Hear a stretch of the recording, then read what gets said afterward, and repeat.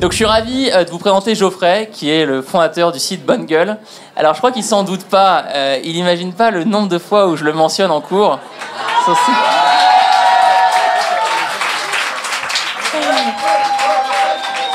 Ça met la pression tout de suite là. J'ai plein de questions pour Geoffrey, des questions de Thibaut, des questions de Julie. Mais avant de prendre les questions, Geoffrey, est-ce que tu peux présenter Bonne Gueule? Moi, je l'ai souvent présenté, mais tu vas le faire mieux que moi. C'est quoi Bonne Gueule? Alors, Bonne Gueule, c'est un projet qui a démarré en 2007, où c'est totalement un hobby.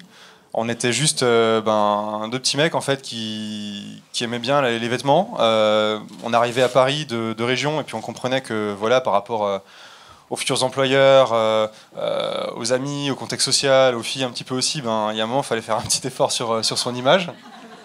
Et puis en fait, là, c'était le drame, quand on a commencé à regarder ce qu'il y avait sur le web. Parce que 2007, c'était il y a 10 ans, le web, c'était pas du tout le même, il n'y avait pas de réseaux sociaux, il n'y avait même pas encore tellement l'émergence de la blogosphère, ça commençait à peine.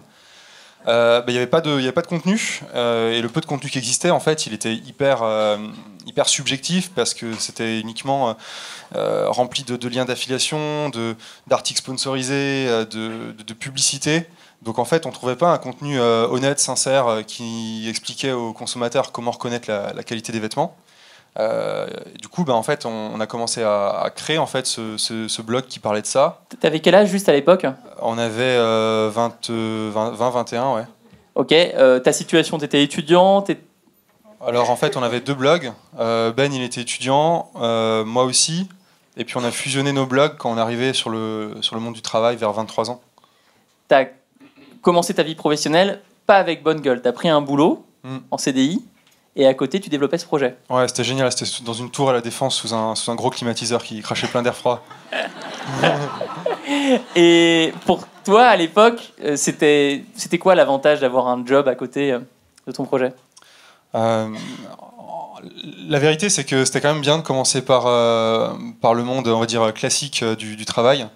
En fait, j'étais consultant en stratégie dans plutôt d'une grosse boîte où on travaillait sur des gros sujets marketing multicanal.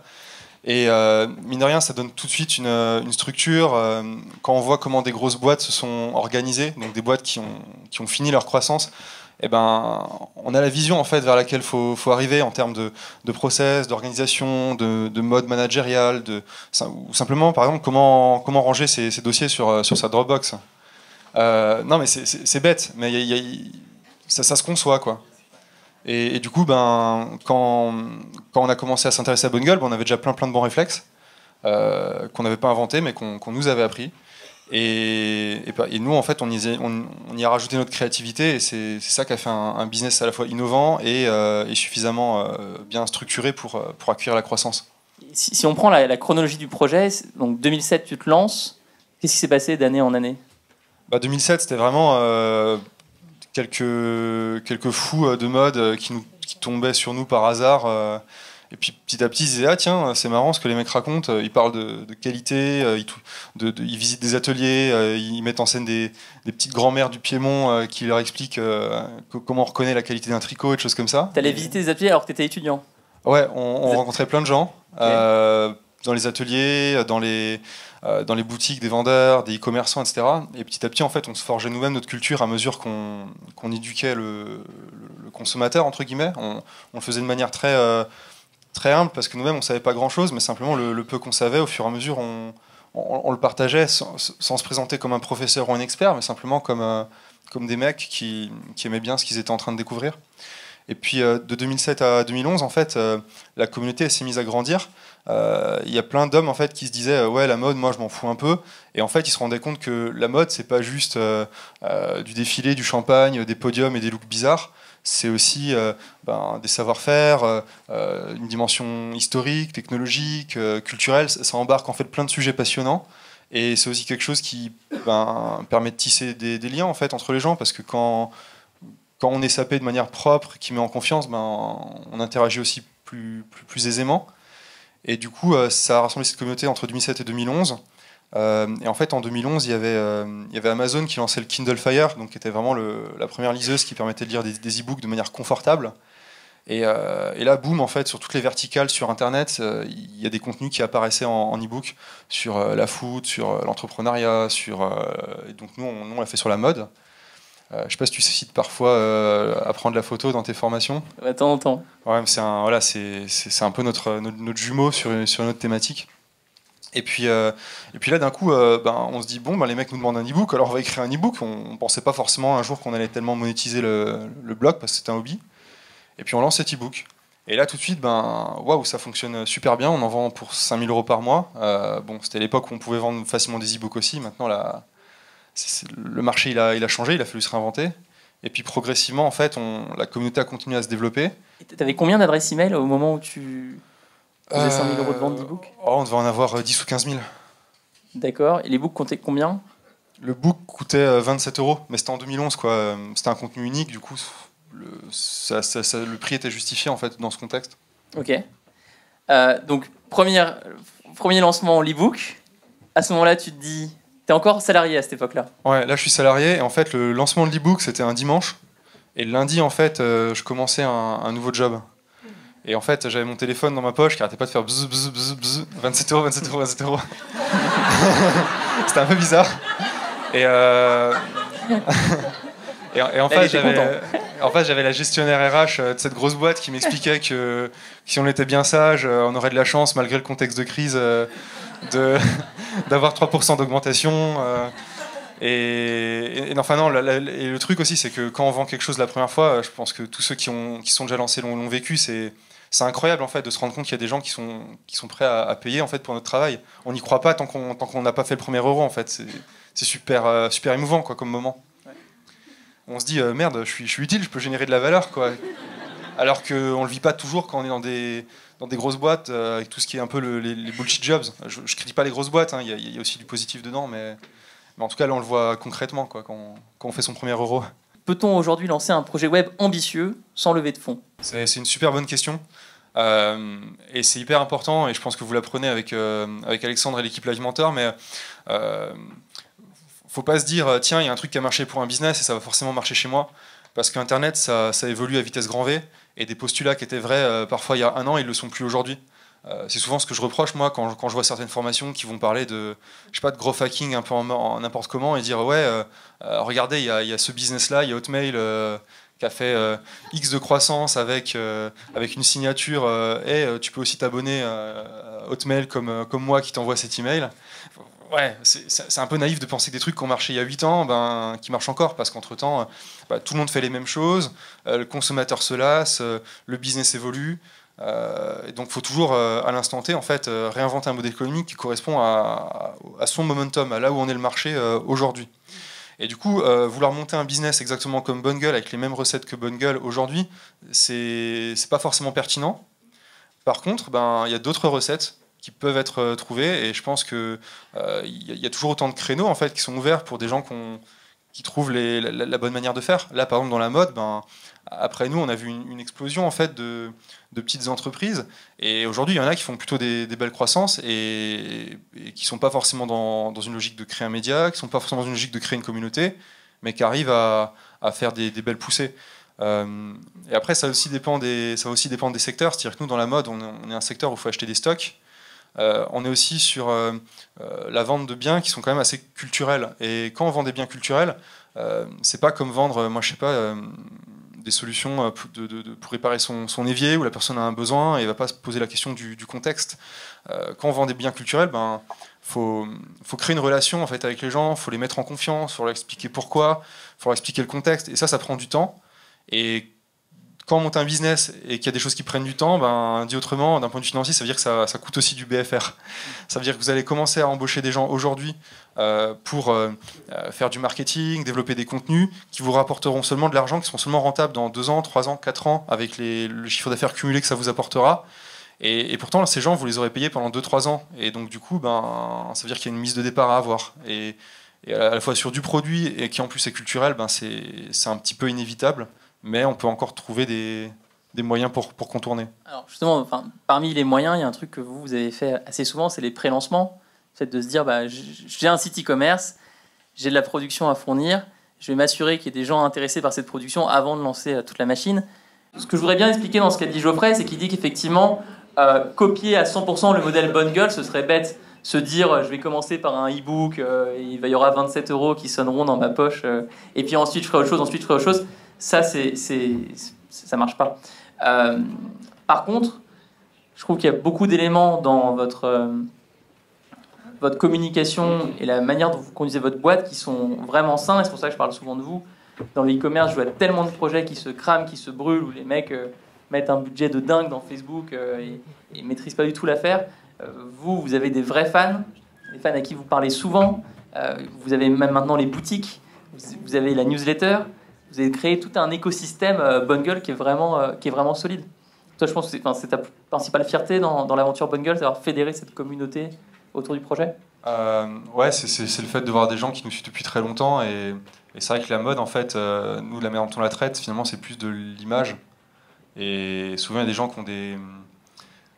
souvent, c'est un peu prendre conscience de son image et l'accepter. C'est un peu l'étincelle parfois qui, d'un coup, fait que la personne passe dans un parcours de développement personnel, s'ouvre, parle plus, rencontre plus de gens, etc. Et quand on voit des gens qui nous racontent comme ça des histoires, même si c'est pas nous qui avons fait le taf, d'avoir été un moment dans un petit peu, parfois un peu la petite étincelle qui a allumé le truc, c'est assez cool. Alors, si on reprend justement toujours l'histoire du projet, tu fais l'e-book, le téléphone vibre, là tu te dis je donne ma démission. Pas tout de suite. Pas tout de suite. Non, mais en fait, le truc qui était cool aussi, c'est que quand on est salarié, on a un salaire. Et quand on lance un projet, ça peut coûter un peu d'argent. Et donc, ce qu'on a fait, c'est qu'on a duré le plus possible en fait, en tant que salarié avant de se lancer. C'était assez dur, ça voulait dire qu'en fait, on se couchait à 3-4 heures du mat, on se levait à 7 heures pour aller en rendez-vous à la banque postale pour un comex ou je sais pas quoi. Et en fait, je me pinçais carrément les cuisses sous la table pour garder les yeux ouverts, sinon je m'endormais. Je le faisais vraiment. Et du coup, ouais, c'est des moments durs. Mais en fait, c'est le moment aussi où on est sur un momentum, où on se dit, punaise, j'ai la chance de ma vie. Alors on a un peu cette espèce d'énergie-là, et on est capable de le faire. Et c'est bien de pas vouloir partir trop vite, de sécuriser un peu, de se dire ouais c'est bien aussi d'encaisser quelques milliers d'euros chaque mois de plus pour que le moment où je vais devoir accélérer une fois que mon projet aura trouvé son public, que là j'aurai cet argent à injecter et ça décalera d'autant le moment où on devra faire une levée de fonds ou des choses comme ça, quoi. Plus tard vous la faites, mieux c'est la levée de fonds, et si vous en faites pas, c'est génial.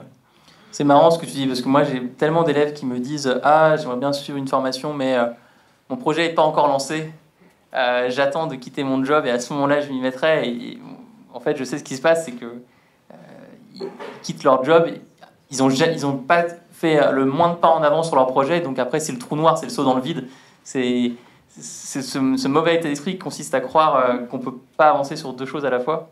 Ça peut être super décourageant en plus de voir que ça avance pas alors qu'on a brûlé tous les ponts derrière nous. Ouais. Donc du coup, tu restes salarié, et puis à un moment, tu y allais quand même. Enfin, tu n'es plus salarié là actuellement. Ouais, je chantais aussi que j'étais un peu un employé horrible. Et du coup, j'ai pas réussi à avoir une rupture conventionnelle. C'est une type de cessation de contrat de CDI qui est assez pratique parce qu'en fait, ça vous permet de toucher les ACDIC derrière. Si vous pouvez, regardez toujours ce qu'il existe en termes d'aide d'État. C'est des aides qui sont là pour aider les gens à trouver des emplois, mais moi je trouve que c'est légitime dans la mesure où créer son emploi, c'est encore plus chouette que d'en prendre un qui existe déjà.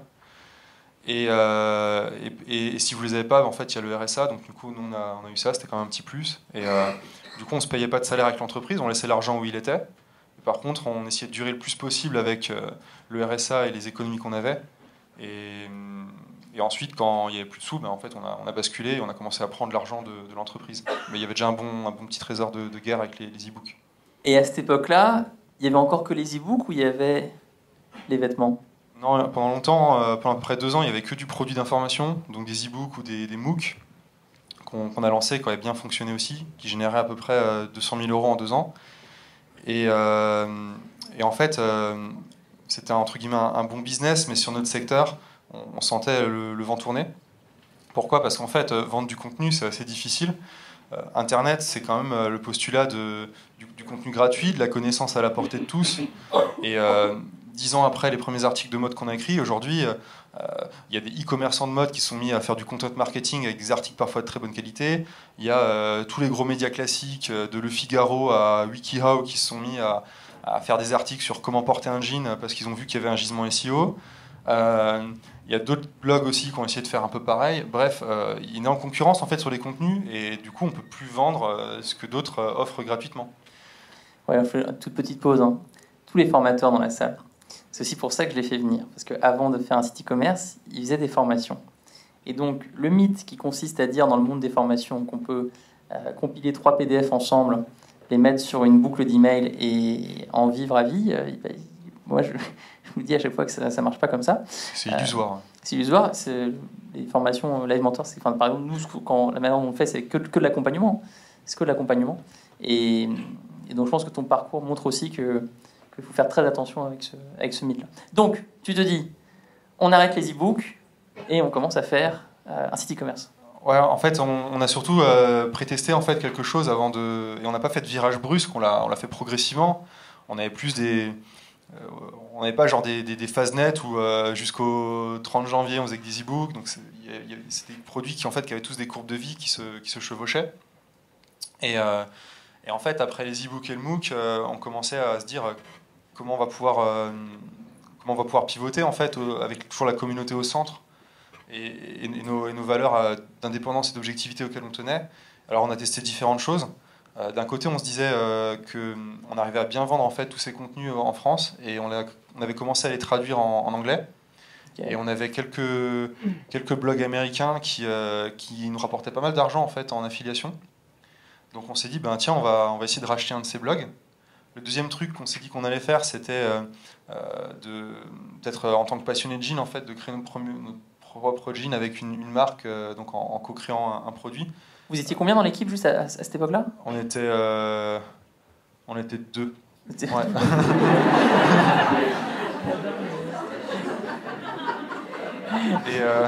Donc là encore, hein, par rapport à ce qu'on disait ce matin, prendre le temps. Ouais, il y a eu 5-6 pivots. On était 2 et en fait, c'était pas forcément évident de se dire que les gens feraient confiance à un blog pour acheter un jean haut de gamme qu'on voulait vendre 160 €, alors qu'il y a plein de grandes marques qui sont plus reconnues, même s'ils n'ont pas forcément toujours des très bons rapports qualité-prix. Donc voilà, aujourd'hui ça a l'air assez évident en fait de vendre des vêtements avec du média, mais en fait à l'époque c'était un truc où les gens disaient ouais, vous êtes un peu fou quoi. Et puis le troisième truc, c'était de se dire peut-être qu'il n'y a rien qui va marcher.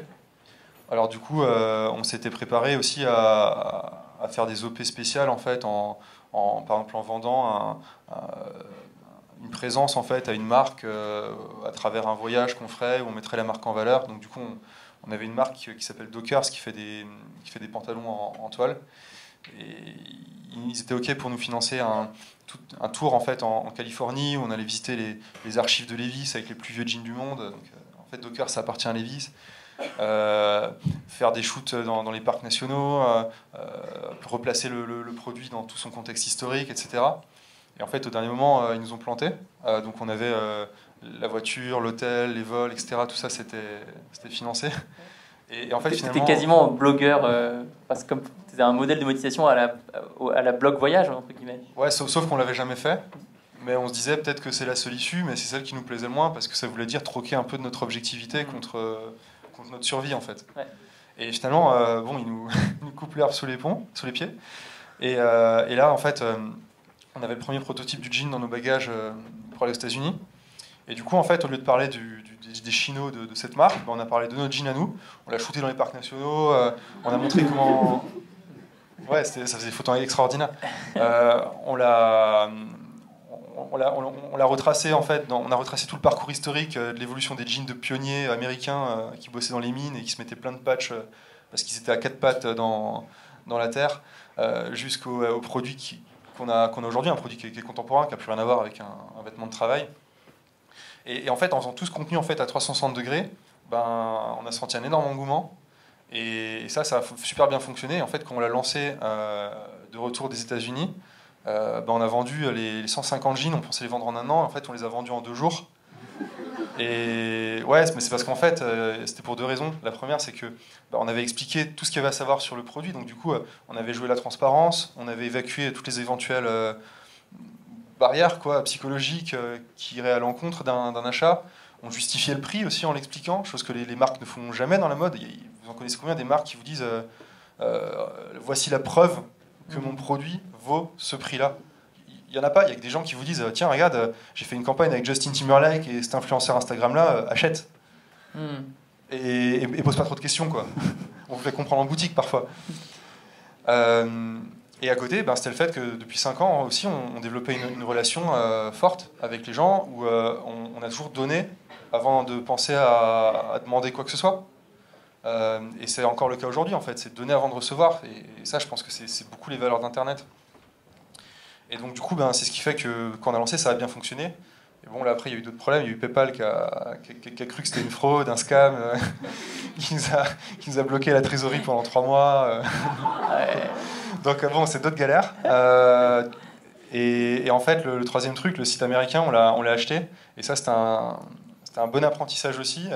On a vu qu'on s'est lancé dans plusieurs choses en même temps, alors qu'en même temps, il nous fallait aussi des capitaux pour acheter à chaque fois le stock suivant et tout. Et on s'est retrouvé avec primo un site qu'on n'a pas pu exploiter à sa juste valeur parce que exploiter un site, c'était mettre encore 2 emplois dessus pour développer des partenaires d'audience, bosser les contenus, bosser le community management avec des gens internationaux. Et le deuxième truc, c'est que donc on ne pouvait pas le faire bien et en même temps on n'avait pas les capitaux pour tout faire. Donc il faut aussi savoir choisir ses batailles et c'est une diversification qui est arrivée bien trop tôt, quoi. Faut pas... L'erreur qu'on a faite, c'était de se lancer typiquement. Là, on y est totalement allé la fleur au fusil, quoi. C'était une bêtise. T'as fait quoi de ce site américain? On l'a revendu à perte. Je pense que j'ai jamais été aussi. J'ai une boîte qui maintenant Bungle avec ça vaut un petit peu d'argent. Mais en perso, j'ai pas tellement encore gagné d'argent à moi. Et j'ai jamais été aussi riche qu'à l'époque, du coup. Là, il y a 5 ans, j'étais beaucoup plus riche qu'aujourd'hui. Et en fait, le site, on l'avait acheté, ça nous a coûté quelque chose comme 80 ou 90 000 euros au total. On l'a revendu à 20 000 et en fait, c'était que de l'argent de l'auto-entreprise. Donc on a chacun perdu 30 000 euros, quoi. Toute notre fortune de l'époque de jeunes mecs sortis d'études, on l'a dilapidé dans une bêtise. Alors attends, précise peut-être un peu les chiffres de Bonne Gueule aujourd'hui, parce que là, tout le monde va croire que ça va très mal. Mais... Non, Bonne Gueule, ça marche très bien. On est passé de 2,4 millions hors taxe à 3,5 millions cette année, avec une très bonne rentabilité, et tout en étant assez agressif sur les prix, avec toujours une grosse communauté, donc ça se passe bien. Mais il y a une différence en fait entre les finances de l'entrepreneur et les finances de l'entreprise. Et quand vous voulez développer votre entreprise, c'est un peu un trade-off. C'est l'argent, je le prends pour moi, je le sécurise. Ou est-ce que je me dis, non, le meilleur placement que je puisse faire, c'est dans ma boîte. Parce que quand la boîte grossit, elle fait x2 chaque année, en fait, là, je suis sur...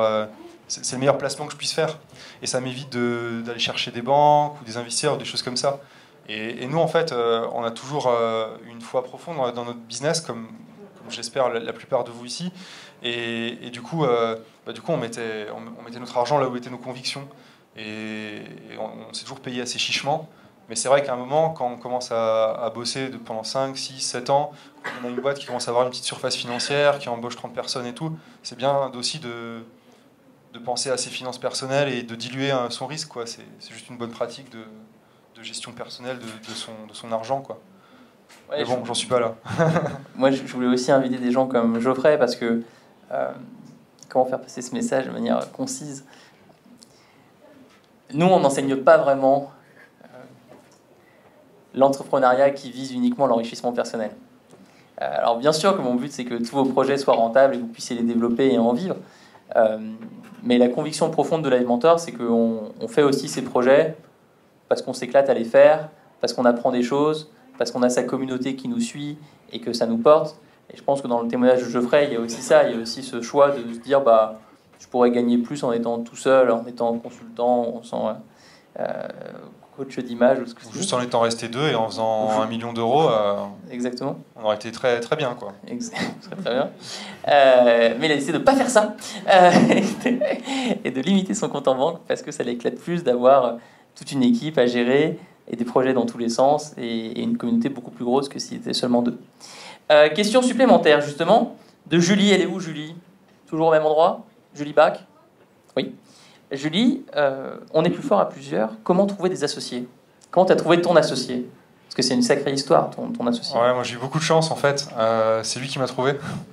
T'as trouvé. En fait, moi j'avais fondé un blog en 2009, Benoît il avait fondé Bonne Gueule en 2007, et on s'est rendu compte totalement par hasard, parce qu'il y a un troisième blogueur de vêtements qui a parlé de mon site, que c'est là qu'il a découvert mon site à moi.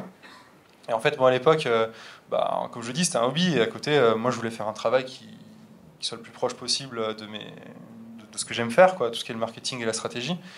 Et donc j'avais mon CV. Et en fait, lui, il a vu mon CV, et ça l'a pas tellement impressionné, mais par contre, il a vu qu'on avait fait la même école. Et on était hyper étonnés parce qu'on sort d'une école qui est assez geek, qui s'appelle Télécom École de Management. Et donc des mecs qui s'intéressaient au marketing et à la mode, c'était pas trop ce qu'on trouvait dans l'école, c'était plutôt des gens férus de nouvelles technologies.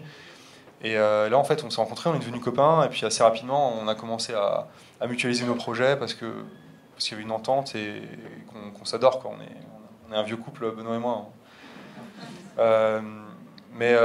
Ouais, du coup, comment trouver son collaborateur? Je pense qu'il faut rencontrer beaucoup de gens. Faut être très lucide. Faut pas simplement se dire ouais, on s'entend bien, c'est mon best bro, ma besta. faut vraiment se dire, est-ce que c'est des gens qui ont envie des mêmes choses que moi? Est-ce qu'on est sur des compétences complémentaires? Est-ce que on aura le luxe que quand moi j'aime pas faire un truc, ça se trouve ça c'est ce que lui il adore faire et vice versa. Benoît il déteste tout ce qui est structuration, il n'est pas tellement porté sur la finance et tout, même s'il serait capable de traiter. Et moi par contre, j'adore tout ce qui est marketing strat. Mais voilà, gérer, écrire, moi, il y a un moment, ça m'épuise beaucoup, alors que lui, il a toujours plein d'idées, il est beaucoup plus créatif que moi. Et ça, c'est l'accord parfait. Donc il y a l'entente, il y a les compétences. Et à côté, il y a aussi se dire que même si on pense qu'on fait le bon choix, on ne sait jamais ce qui peut arriver. Il y a énormément d'histoires, de très belles histoires d'entrepreneurs qui ont eu des croissances gigantesques. Et c'est des boîtes aujourd'hui qui ont fait faillite parce qu'il y a eu des mésententes entre fondateurs. Donc il y a un truc extrêmement important, si vous avez déjà votre binôme aujourd'hui, c'est faites un pacte d'actionnaires. C'est un truc dont on parle jamais dans... Je sais pas si vous en parlez un peu. On va en parler à 17h30. Ouais, génial. Mais c'est hyper important, c'est comme un contrat de mariage, c'est pas là pour vous empêcher de divorcer, c'est là pour vous aider à le faire dans des bonnes conditions le jour où ça doit arriver. Parce que si vous êtes dans une situation où il y a plein d'enjeux, et où vous ne pouvez pas divorcer dans des bonnes conditions, chacun risque de camper sur ses positions et ça risque de brûler la boîte parce qu'il va y avoir un gel dans les décisions, il va y avoir des gens qui ne se parlent plus et on ne peut pas développer une boîte en croissance avec tout l'effort que ça demande dans les premières années dans des conditions comme ça. Donc faites des packs d'actionnaires, vous cherchez des infos sur internet, il y a parfois des modèles qui existent, vous compilez des trucs, même si vous n'avez pas de background juridique, faites un truc que vous trouvez sensé, qui couvre les différents cas. Qu'est-ce qui se passe si Pierre il n'est pas d'accord? Qu'est-ce qui se passe si Marine elle a envie de partir au Costa Rica, etc. Et essayez de vous dire c'est quoi les cas principaux qui peuvent survenir et théorisez-les et répartissez-vous bien les rôles aussi. C'est pas obligé qu'il y ait un commandeur sur tout, mais il faut que chacun ait sa chapelle et que les deux chapelles soient très, très distinctes, que ce soit bien explicite. Et que du coup, s'il y a quelqu'un qui n'est pas d'accord sur quel vêtement on va faire, ok Benoît, c'est toi qui as le dernier mot. Et par contre, si lui il n'est pas d'accord sur la stratégie, je l'écoute. J'ai ce respect, c'est une intelligence d'écouter aussi, même quand on n'est pas d'accord. Et par contre, je décide quand même sur mon périmètre à moi. Mais ça, c'est vraiment une clé dans la relation entre fondateurs. Sachant que ce périmètre peut évoluer, toi, je suppose qu'il a déjà évolué au moins 12 fois chez Bonne Gueule. Ouais, en fait, il y a un effet où ça se scinde beaucoup. Dès que l'entreprise grossit, petit à petit, au début, on a 15 casquettes différentes. Et puis, à un moment, on enfile une ici, une là-bas. Moi, à un moment, je me suis séparé en deux. Je me suis divisé en deux parce que je faisais la gestion et la croissance. Et donc, du coup, on a recruté ce qu'on appelle un directeur opérationnel. C'est quelqu'un, en gros, qui qui est là pour faire en sorte que les trains arrivent à l'heure, quoi, que l'activité quotidienne de la boîte, boum, elle se fasse, et qu'à côté, quand Ben et moi, on développe des concepts, on va chercher de la croissance, on bosse la communauté, les choses que nous, on met en place, qu'ensuite elles soient pérennes et elles soient optimisées derrière nous. Très clair. Des questions pour Geoffrey ?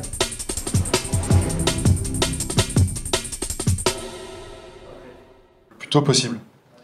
Nous, on avait fait un truc qui était assez drôle. En fait, on a fait un pacte d'associés, qui avait une valeur plutôt juridique. Et à côté, on a fait encore un autre truc, ça va vous faire sourire. On a fait un pacte des copains entrepreneurs. Et j'adore encore le relire, ce pacte. Mais en fait, ça pose en fait toutes les bases d'une relation saine et respectueuse entre deux amis qui sont aussi deux entrepreneurs. Et même s'il n'y a pas de pacte d'actionnaire, en fait, rien que de faire votre pacte des copains entrepreneurs, ça a déjà une valeur parce que ça fixe en fait un cadre moral, mais c'est déjà énormément de choses. Et l'idée, en fait, c'est que quand vous avez un cadre qui est bien fixé, qu'en fait, le pacte d'associés, vous l'ouvrez jamais. Il est là si jamais il y a un problème. Il est là aussi pour qu'on arrive à mieux gérer nos conflits entre nous au quotidien, parce qu'on sait que quoi qu'il arrive, il y a un document, mais que autant pas l'ériger comme un passe-droit à chaque fois qu'il se passe un truc et qu'on n'est pas d'accord. Donc faites-le, mais prévoyez aussi vraiment qu'est-ce que c'est votre organisation au quotidien et vos règles de relations humaines, quoi. Trop bien. Je connaissais pas le pacte des copains entrepreneurs. Ça n'existe pas, mais c'est cool, je trouve. Pour compléter, moi je pense que ce qui est dur au tout début, après je prends ta question, je t'ai vu, promis. Je trouve que ce qui est super dur quand on est au début du projet, pour l'aspect juridique, administratif, c'est que tu ne sais pas quels sont les trucs prioritaires. Par exemple, le pacte d'actionnaires, effectivement, c'est super important. Il y a d'autres trucs qui ne servent à rien. Par exemple, nous, ce qu'on avait fait, c'est qu'on avait envoyé à ma mère, en recommandé, une lettre disant en ce 12 janvier de je ne sais plus quelle année, nous déposons l'idée de Live Mentor. Voilà, quelle est l'idée? Ne nous la volez pas. Et il y avait plein de pages, il y a des pages et des pages d'écriture. Et ma mère avait reçu ça et elle ne comprenait pas, bien sûr. Parce que j'habitais chez elle à l'époque. Mais on pensait que ça, c'était super important de faire la lettre en recommandé pour protéger son idée. C'est une super idée, ça s'appelle une enveloppe solo. Ah bah, moi, je trouve que ça sert absolument à rien. Tu savais que ça existait? Non, pas du tout. Ok. Non, il y a un vrai truc. Ouais. C'est très bien, c'est juridiquement efficace. Ça s'appelle l'enveloppe solo. C'est quoi? C'est quand vous avez des documents qui relèvent d'une propriété intellectuelle, par exemple des lignes de code, un logo, un nom de marque, des patrons de vêtements, je sais pas ce qu'on peut imaginer, mais tout ce qui relève d'une propriété intellectuelle, une idée, c'est un peu plus difficile à protéger. C'est ça, une idée c'était nul. Mais... Non, ça se protège pas. Mais par contre, des concepts ou des inventions, des choses comme ça, vous les imprimez, vous les mettez dans une enveloppe, vous la scotchez bien dans tous les sens, et vous l'envoyez à vous-même, en recommandé, accusé réception. Et en fait, le fait qu'elle soit bien scellée et tout, et qu'il y ait le tampon officiel de la Poste dessus, ça va prouver que, à un instant T, ce patrimoine de cette propriété intellectuelle a été en votre possession. Et si un jour quelqu'un vous la pique 2 ans plus tard, là vous sortez votre enveloppe et vous la faites ouvrir par huissier. Et nous on aurait été bien contents de le faire, parce qu'en fait au début on était 3, et on a un bonhomme qui était un petit peu, on va dire, gourmand. C'est filmé, hein, pour être poli. Tout est filmé, il faut que tu saches. Qui voulait 80% je rigole pas, qui voulait 80% des profits en fournissant 10% du taf. Et nous on s'est dit, écoute, non. Nous, l'esclavage, c'est pas trop notre truc. Et du coup, on s'est souhaité bons amis, bonne chance en restant bons amis. On s'est séparés et chacun, on a récupéré nos contenus et on a chacun fait notre bout d'histoire. Benoît et moi, et lui de son côté. Et comme on n'avait pas déposé nos contenus et que lui, il l'a fait dans notre dos à l'INPI, mais il aurait pu très bien le faire par enveloppe solo, et si nous, on l'avait fait par enveloppe solo avant l'INPI, ça aurait été la preuve que c'était nos contenus, nos écrits. Donc c'était les contenus d'un livre. On aurait dû s'envoyer notre livre. Contenu de formation pour les formateurs.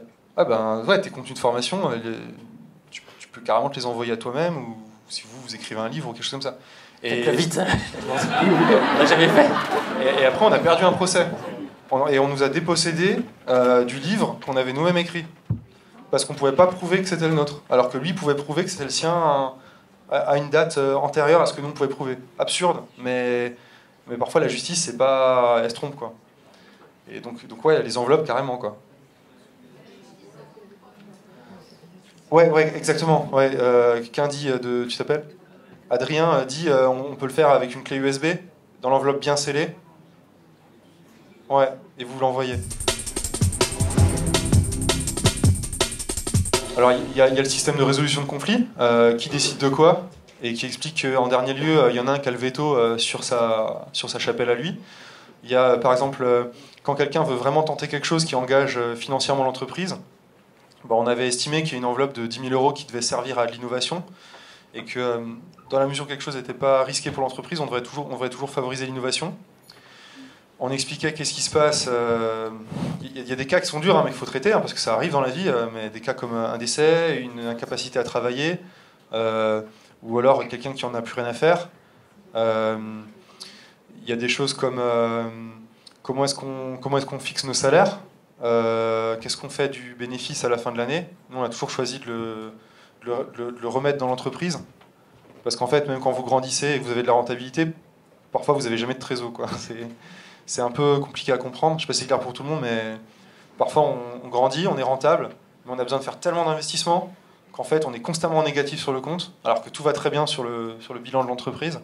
Et donc du coup, nous on avait choisi que face à ça, on réinjectait à chaque fois la somme. Donc c'est plein de trucs en fait que tu fixes, quoi. On s'était dit qu'on décidait de gré à gré entre nous, et que si on n'était pas d'accord, le salaire, ça allait être ça. Non, je dis ça parce que ça évolue dans le temps. À l'époque, on se payait quoi? On se payait 1500.